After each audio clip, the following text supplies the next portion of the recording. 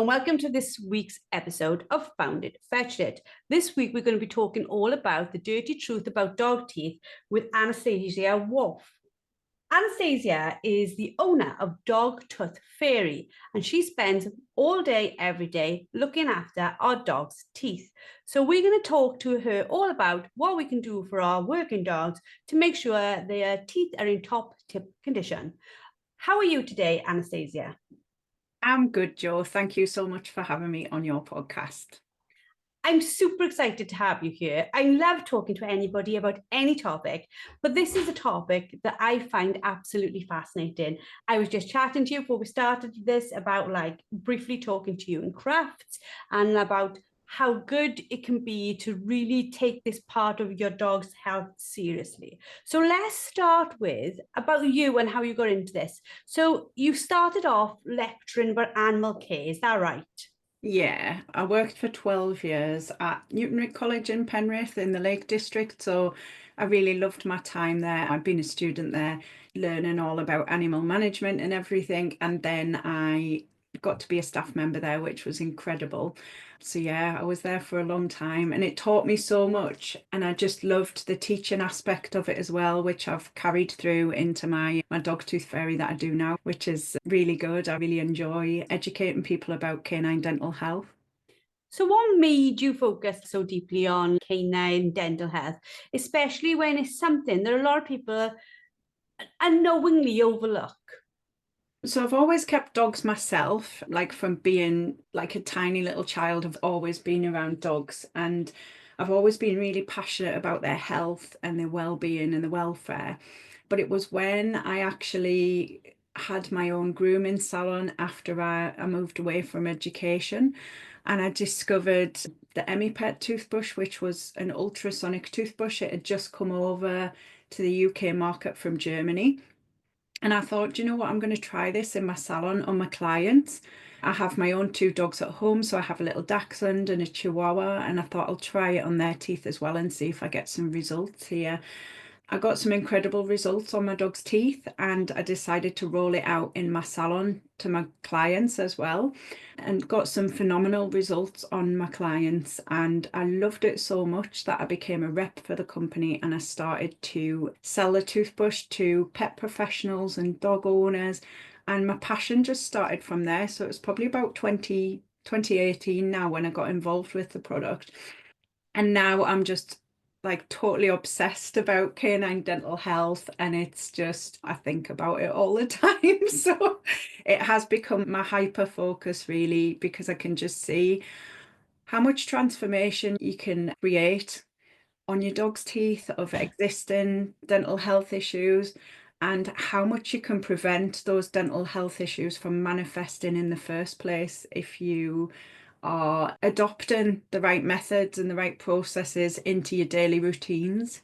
So when I first came across the Pet toothbrush, it was because I wanted to make sure that my dog's tooth health was far better than it was, especially in an older dog, like just really tidy it up and really help them to have their teeth last for as long as possible. But what are some of the sort of unique dental risks that are faced by working dogs, like gun dogs? Where do they have that sort of added exposure problem? I think with your working dogs, they get a lot more wear and tear generally than your average pet dog. So they're out in the open, they're exposed to all the elements, they're picking things up in the mouth a lot more than your average pet dog. So they can have a lot more wear and tear and strain on the teeth.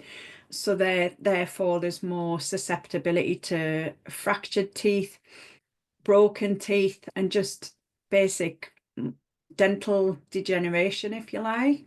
So they are a lot more susceptible from that point of view. So it's a lot more important to look after the dental health, because particularly as dogs get older, you maybe not necessarily wanting them to go to the vets to have to undergo like invasive veterinary dentals and things like that as they age.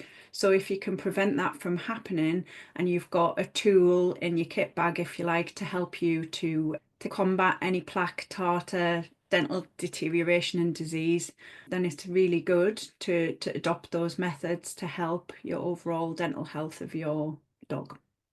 we talk in the LWDG about like silent pain and dental issues. It can definitely be a silent pain for a dog, can't they? They can carry it along with them and not really make us very aware that it's even going on. Yeah, dogs are really good at masking pain. And I think because, like in the wild, if a dog's exhibiting pain, it becomes more susceptible target, if you like. It's seen as a weaker link. Dogs are really good at masking pain. And God, if I've got a bit of toothache, I'm an absolute drama queen. I'm just like, I'm not good if I have anything wrong with my mouth at all. But unfortunately for dogs, they are so good at masking the pain. I would say with your pet or your working dog, just as generally as part of the weekly routine, just do a little spot check of the mouth, have a look around, see what's going on. Is there the signs of any buildup? Is there any like bad breath smells coming from the mouth? Is there any signs of any gum inflammation, any redness? Are there any parts that look sore? Because sometimes your dog literally won't tell you. And I've come across it myself where some dogs, the teeth are literally hanging out of the mouth, and it's like a disaster zone when you look inside the dog's mouth or you open the dog's mouth to have a look. But that dog might be exhibiting no signs of pain or distress. So it's really important to do like a weekly health check on your dog. Myself and my daughter were watching the other day, like the 1%, and one of the questions were, how many teeth does your dog have? And they put up the options, and I was like, oh, and I was like thinking about it in my head. I was thinking 20, 30, maybe around there. And then they said the answer was far more. I think you'll have to correct me, but I think it was like 46 or something mad, right? And I was like, no way. So I like literally grabbed hold of the needle spaniel, opened his mouth, and then I'd never really overly thought about it. But you've got the bits of the front, obviously, that grab and carry and whatever. But there's a huge lot going on at the back that you don't really get to see on a normal day to day, is there?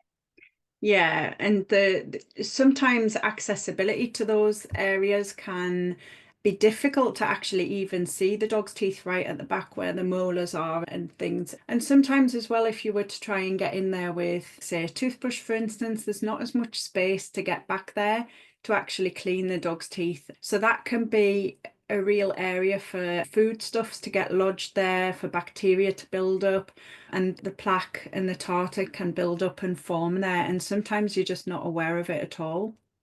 Can bad breath ever be normal in a dog, or is it like a red flag that we need to investigate further? Dogs will often come with a particular dog breath smell, but I think that we've become a little bit complacent as dog owners and we're just like, oh, all dogs should have bad breath. And it's not always the case because obviously there's varying levels of dog breath, and you get some dogs that you might come across, and I've come across these myself as a dog groomer where the dog's breath is like death breath and they just breathe on you and you nearly pass out. And those dogs are sometimes the ones with the worst teeth. So you might inspect the mouths and they've got a lot receding gum lines, exposed tooth root, they might have infected gums. But I think that a lot of pet owners might just dismiss that as, oh, that's just my dog's breath, it just smells, that's just the way it is. But it's always a good idea to have a good root around and an inspection of your dog's teeth, because I've come across dogs with like blades of grass that have whipped around the molars, and they've got a lot of build up on there, and it's almost fermented, big long sections of dog hair that's whipped around the molar teeth. There's all these different things that it could be, and without having a really good root round and an inspection of your dog's mouth, you're not going to know. Sometimes you can get like gastrointestinal disorders, so the smell comes up through the digestive tract and it's coming from the guts. And sometimes it can even smell like feces. So there's all these different smells that you need to be aware of. And really, I would just say inspecting and like regular checks of your dog's mouth is so important, because sometimes you might just take your dog to the vet once a year, if that.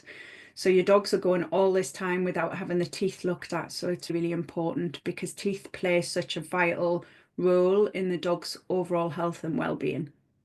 For those of us who have never brushed our dog's teeth, where do we even start? Because like I've got a new pup, and like literally my hand is like permanently in his mouth, because I'm like, you're going to be really happy with me, like moving your lips, moving your things around, touching your teeth. You're going to think it's absolutely normal. From things I've learned within the group, I've got my son doing the same, touching them, my daughter touching them, so that he's happy with other people touching them. When he's a bit older and I know he's not going to have an accidental puppy chomp, I'll probably say to one of my friends, can you just have a little feel around, so that he's used to somebody he doesn't know touching them, and all these things we can do when they're little. But is it too late to start with older dogs? What can we do? Because they can be a little bit like, please don't touch my mouth. I don't like you touching my mouth. Yeah, and it is that thing of, can you teach an old dog new tricks? And I've come across, like when I was working on clients in my grooming business, there would be some dogs that literally you just couldn't get anywhere near them. And with those dogs, it's going to be way too stressful for them to have their teeth cleaned. So it's going to be a thing you can either build up through like positive reinforcement and just doing little short bursts and building it up gradually.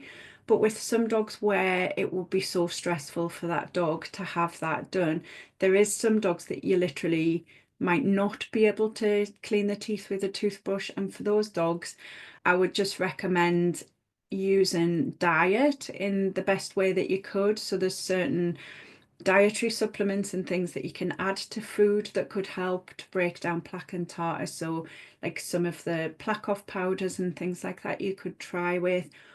Also, raw bones and things like that can help, because when a dog chews the bones, it can help to almost like the crunching sensation helps with plaque and tartar buildup.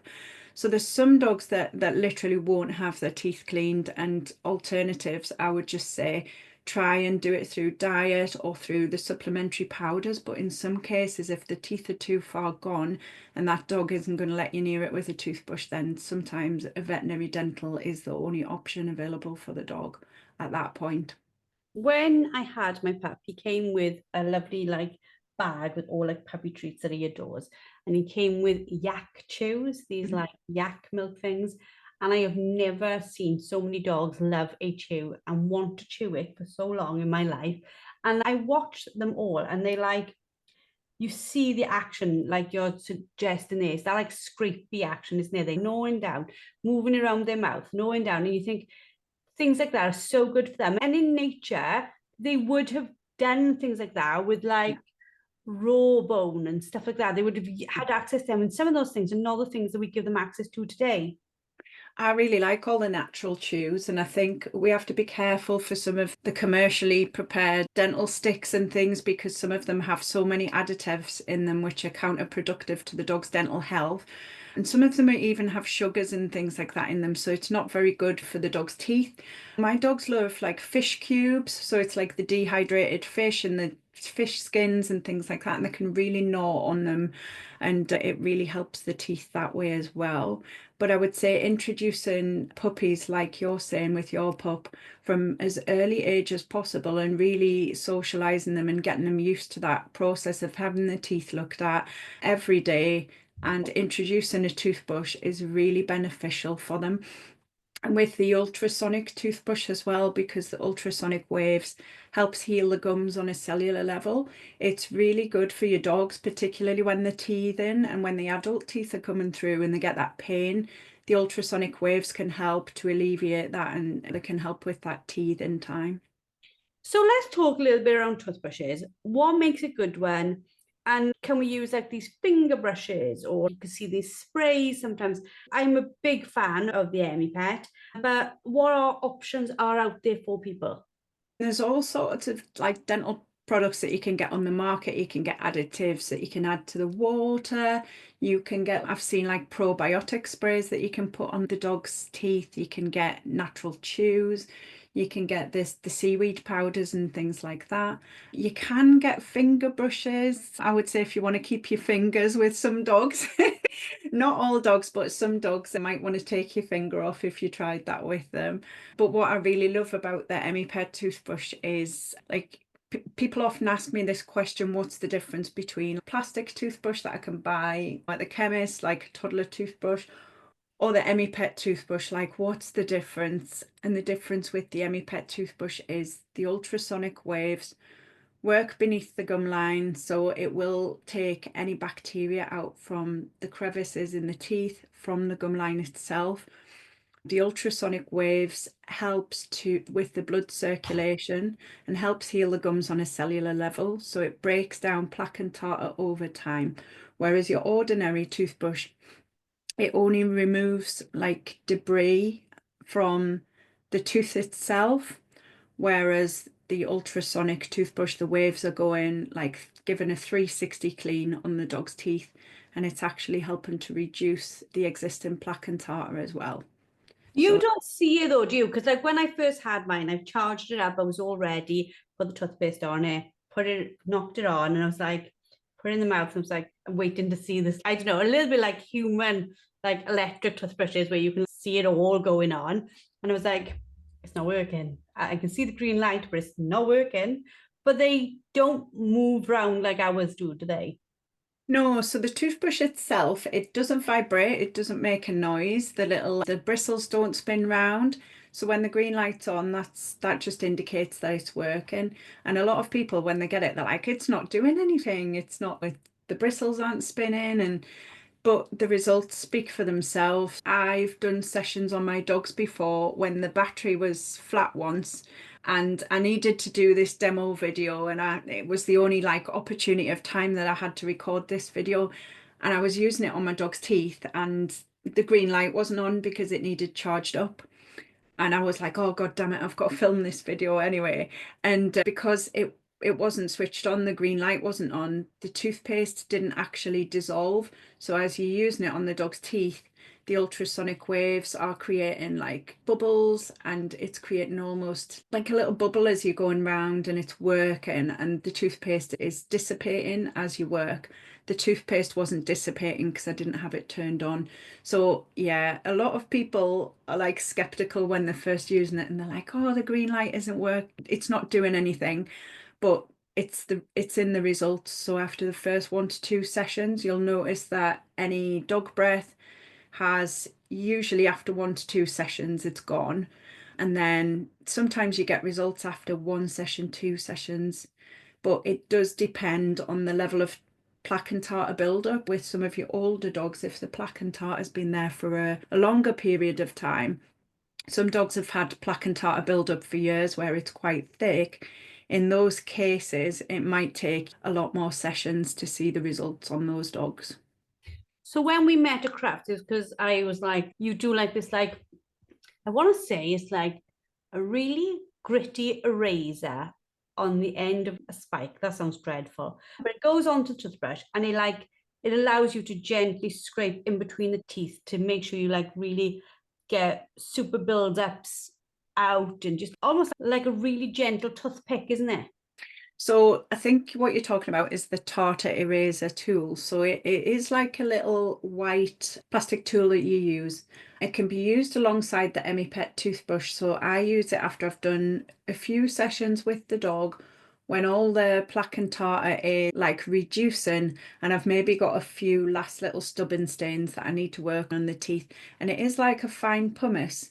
So it just feels it feels slightly abrasive when you feel it between your finger and thumb, and you just use it against the teeth just to gently rub out any last little stains. So that's the tartar eraser. They are really good to use as well, just to enhance the EmiPet toothbrush and the results with that. So you run training courses for like groomers and pet professionals, but you also do it for dog owners, don't you, as well? An owner can go to someone for dental cleaning, or they can come and learn how to do it themselves. Yeah, I created a webinar for pet owners as well as the one for pet professionals, because some people want to invest in the EmiPet toothbrush and they want to do it themselves at home rather than go to a dog groomer's to have it done. And particularly for people that might have more than one dog, they might have a pack of dogs. It gets quite expensive going to the groomers and paying for all of your dogs to have this regular dental maintenance service done. And obviously, veterinary dentals are expensive as well, particularly if you've got more than one dog. It's bad enough anyway if you've got one dog, but if you've got a pack of dogs, investing in the toothbrush can be quite useful, because if you've got that toothbrush, then you can just maintain your own dog's teeth at home. You're not having to pay at the groomers to have the teeth treatment done, and hopefully it'll keep the vet bills at bay because you're not having to go to the vets and have any dental work done further down the line.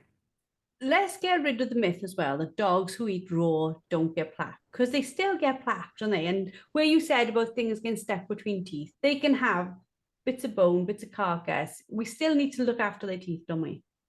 Yeah, definitely. I would say with a raw diet, it is more natural to dogs in the wild and what they traditionally were designed to eat. And some of the commercial kibbles don't have the greatest ingredients for dog dental health. And I'm not saying that for all kibbles out there, but some of them are not great. But that said, raw-fed dogs can still get build-up of plaque and tartar on the teeth. So not all dogs are blessed in the dental department, depending on the breed and depending on the dental conformation. Some dogs can have undershot jaws, they can have overshot jaws, they can have overcrowding of the teeth. So it really does depend. It's like a case by case. Sometimes you can have littermates and one dog can have perfect teeth and one dog can get more build-up on the teeth. So yeah, it's not like one size fits all with dogs, but I would definitely say to keep an eye on your dog's teeth regularly and give them, sometimes they need a bit of a helping hand, and particularly as they get older. So my little Chihuahua, he's obviously a small breed of dog, so they're a lot more susceptible to having build-up. But he's going to be 13 this year, and I really need to keep an eye on his teeth because it's not as easy as it used to be. I used to just brush his teeth once a week or once a fortnight with the Pet toothbrush. That was fine. But now I'm having to like do his teeth nearly every other day just to keep the tartar at bay. What is the most powerful transformation you've seen from like improving a dog's dental health? I remember one dog that I did when I was working in my grooming business, and he was a really elderly Cocker Spaniel. His owners didn't want him to go under anaesthetic because basically because of his age.